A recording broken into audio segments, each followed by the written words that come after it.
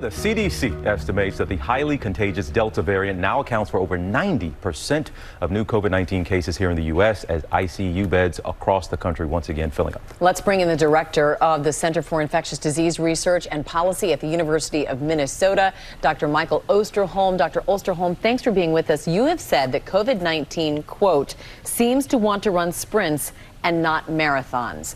That said, what do you think the next few weeks, the next few months are going to look like for us in this country? Well, unfortunately, it's not clear. If we look at the patterns of how Delta has emerged around the rest of the world, we see these very rapid bursts in cases, this big surge like we're seeing in the United States right now, and then a rather rapid descent in cases, meaning that they drop precipitously, but they never go back to baseline. A good example is the United Kingdom. They started out at 1,000 cases a day reported.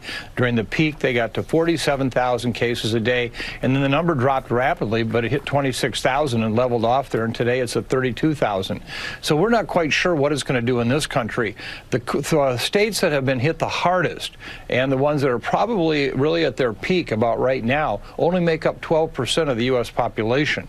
And so the other 88% of the population are still really too early to call kind of situation, where we're seeing in the Northwest, we're seeing in the Southeast, we're seeing in the upper Midwest, also beginning of these rises in cases. Question will be, how high will they go? So, you know, for the next 6 to 8 weeks, this is going to be a state-tuned moment. And Dr. Osterholm, on the heels of this news we're getting today about the J&J shot and possibly an extra shot, you actually take issue with the word booster. Explain why we're getting that language wrong in your opinion.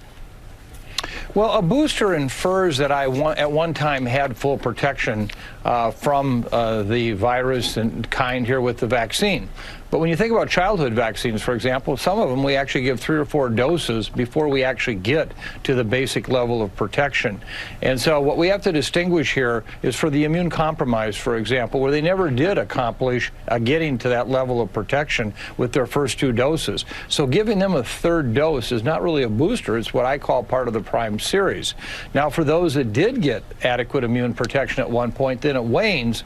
That then becomes a booster kind of idea, meaning that, okay, you did get protection, but it's starting to not look so good. Let's boost it up. And I think distinguishing those are important because we don't want to use boosters if we don't have to prevent serious illness and hospitalizations. We need the vaccines around the world. But if we need them for a prime series to say you got to have 3 doses before you're protected, then I think that's a very different situation. And while we're treading through all of this uncertainty, you have stressed repeatedly the importance not just of wearing masks, but the right kind of masks. So what kind of masks should we be wearing and what kind should we be avoiding? Well, remember, anytime you're trying to do any kind of respiratory protection with a face cloth covering, surgical mask, what we call N95s, mask or respirators, you're looking at 2 different issues. You're looking at fit and filtration. Fit is how well does it fit around your face? How tight is it? If you have any leaks, that's like having swim goggles that leak. You know, how good is that? The filtration is important because if you do breathe air through a cloth or through a type of material that's put in these N95s, how well is the air able to move through it so that you will actually continue to wear that whatever covering that is you're using? And one of the things we're urging is people look at using N95s, these types of masks that actually have electrostatic charges in the material, meaning that there's a way to catch the virus even though the size of the spaces in the mask are large enough to let you breathe easily. So think of it like a big filter. Cloth doesn't do that. And so we really want to get people back to using N95 respirators. A year ago, I couldn't have made this recommendation because we didn't have enough for our healthcare workers, let alone for the public. Today, we have more than an adequate supply. So wherever we can, use N95s or KN95s for all ages if possible. And Dr. Osterholm, I had a viewer send something to me on social media this week, and there was a little sign that was made that said, "That which doesn't kill you mutates and then tries again." And the CEO of Pfizer is kind of sounding the alarm in that regard, that they believe that eventually a variant is going to emerge that is resistant to the vaccine. Do you think that's where we're headed? Well, it's surely possible. I think everything we have to be looking at right now should cause us to have a great deal of humility because this virus has surely thrown us curveballs. But right now, for example, with the Delta virus, we don't see evidence of that actually evading the immune protection of the individual. We surely can see that your protection may wane over 6 to 8 months, which would then come into play with the booster.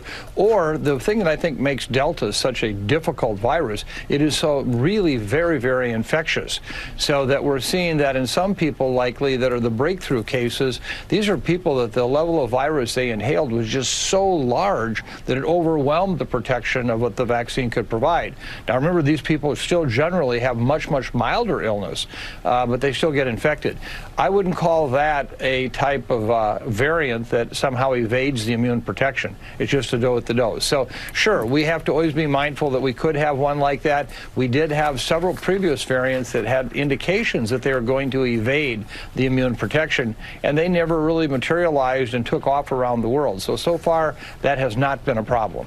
Well, we certainly appreciate your expertise and your time. Dr. Jen Ashton was telling me she listens to your podcast every day. She's a big fan, so thank you for taking time to be on the program today. We appreciate it. Thank you very much.